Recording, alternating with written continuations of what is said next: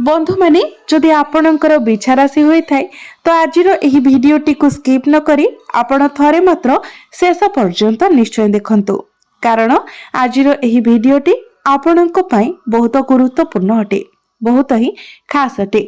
कारण एही माघ पूर्णिमा ठारू आपणक जीवन रे किछि बड़ हेबाको जाउछि, जेहेतु ग्रह नक्षत्र मानकर गोचर रे एक परिवर्तन हेबाको जाउछि। तो एहार प्रभाव रे आपणक जीवन रे मध्य एक बड़ परिवर्तन हेबाको जाउछि।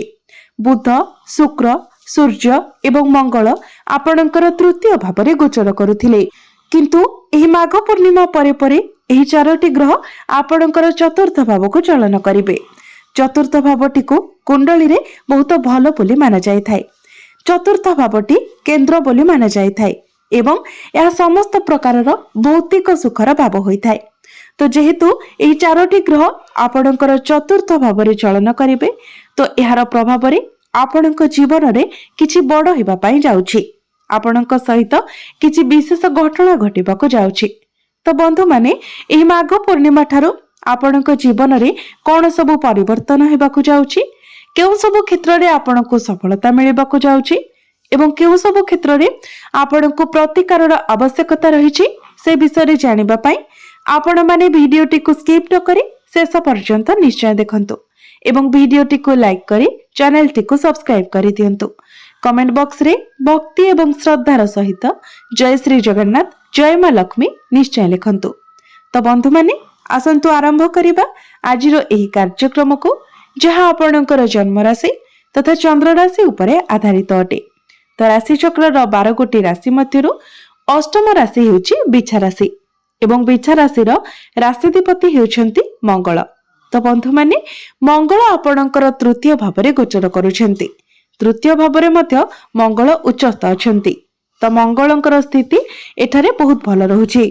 तेबे बंधु माने जेहेतु गुरु आपणकर अष्टम भाव रे गोचर करूछंती, तो आपणकर टिके स्टमक रिलेटेड प्रॉब्लम देखा देबो।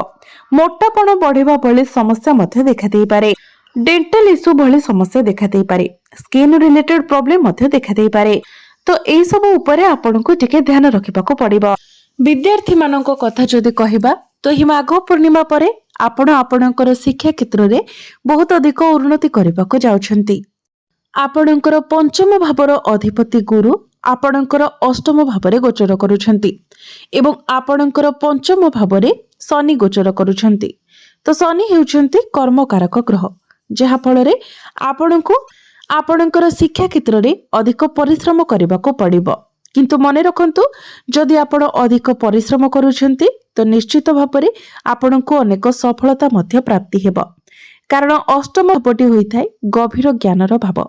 तो जो माने एस्ट्रोलॉजी करूछंती, जो माने रिसर्च लाइन रे अछंती, तंत्र शिक्षा करूछंती, सेमानक पई समय बहुत भल रहिबो। ए सब क्षेत्र रे आपणको बहुत अधिक सफलता मिलिबो।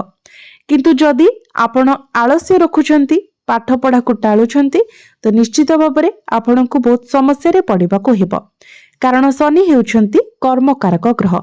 आपण जेते अधिक परिश्रम करिवे, निजर कर्म को ठीक भावरे करिवे, आपण सेते अधिक सफलता पाइबे एवं आपण जेते निजर काम को ठकिबे, आपणको सेते अधिक समस्या रे पड़िबाको हेबो।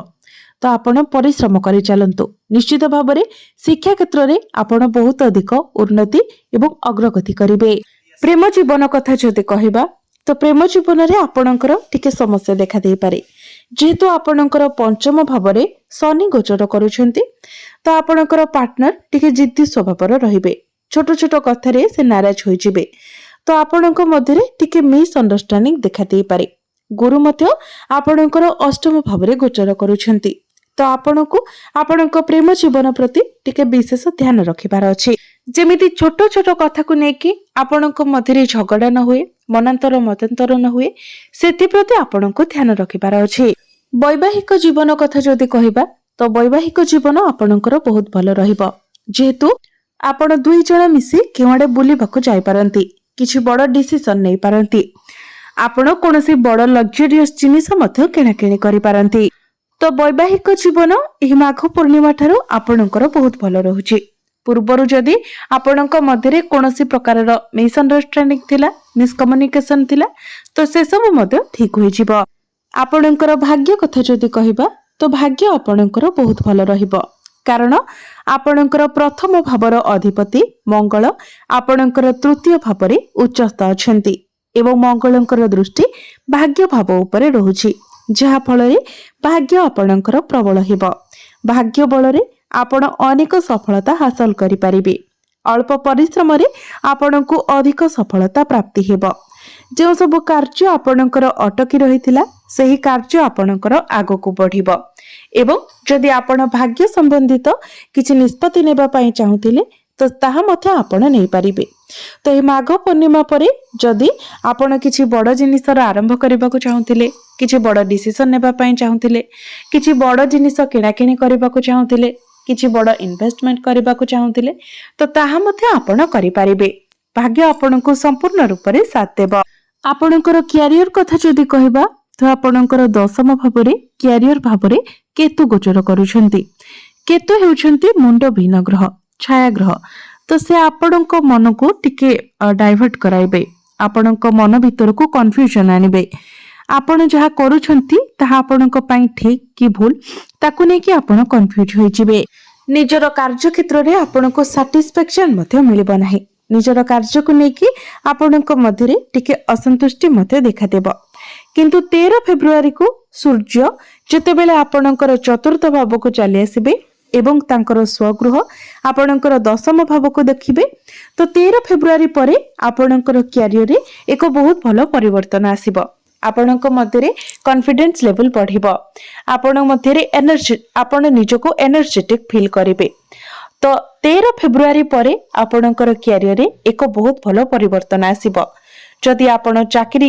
रो अनुसंधान रे थिले तो 13 फेब्रुआरी परे आपणकु चाकरी मिलिबार बहुत अधिक संभावना रहउछि तेणु आपण निज तरफरु चेष्टा जारी रखंतु एवं जदि वर्तमान आपणकर क्यारियर रे किछि प्रॉब्लम चली छि तो निश्चित भाव में 13 फेब्रुआरी परे से सब किछि समाधान होई जिवो तेणु आपण कोनोसी कथा को न डरी निज मन भीतर को शंका न आनी आपण निज कार्य रे आगे चलंतु। बिजनेस कथा जदि कहबा तो बिजनेस एही माघ पूर्णिमा परठारो आपणकर बहुत भलो रहिबो बिजनेस रे आपण प्रॉफिट देखिबा को पाइबे जदि आपण होटल ले काम करूछंती आपणकर होटल अछि जदि आपणकर गेस्ट हाउस अछि कंप्यूटर रिलेटेड किछि काम आपण करूछंती लुहा संबंधित किछि कार्य करूछंती मशीन संबंधी किछि काम करूछंती डेली इनकम रो किछि काम करूछंती तो एई सब क्षेत्र रे आपणको बहुत किछि प्रॉफिट मिलिबो ए सब क्षेत्र रे आपण बहुत अधिक उन्नति एवं अग्रगति करिवे तो निश्चित भाव में बिजनेस मध्य आपणकर बहुत भलो रहइबो जदि आपण नुआ किछि बिजनेस स्टार्ट करबा पई चाहुछंती तो ताहा मध्य आपण करि परिबे। एबे आसंतु जानिबा किछि उपाय विषय रे जो उपाय गुडिक करबा तरा आपणको अधिक मात्रा रे शुभ फल प्राप्ति हेबो एवं जे सब क्षेत्र रे अशुभत्व रहउछि सेगुडिक मध्य खंडन होई जिवो तो सेति पई आपण प्रत्येक दिन आपणक राशि अधिपति मंगलंकर बीज मंत्र 108 थर जप करंतु एवं प्रत्येक दिन आपण हनुमान चालीसा मध्य पाठ करंतु प्रत्येक दिन सूर्यास्त हेबा परे चंद्रमांकर बीज मंत्र आपण 108 थर जप करंतु निश्चित भाव में आपणको अधिक मात्रा रे शुभ फल प्राप्ति हेबो एवं जहा सब अशुभत्व रहउछि सेगुडिक मध्य खंडन होई जिवो आपणकर भाग्य रे उन्नति आसीबो। तो बंधु माने आपणकर जीवन मंगलमय हेउ एहा ईश्वरक निकट रे मोर प्रार्थना। धन्यवाद।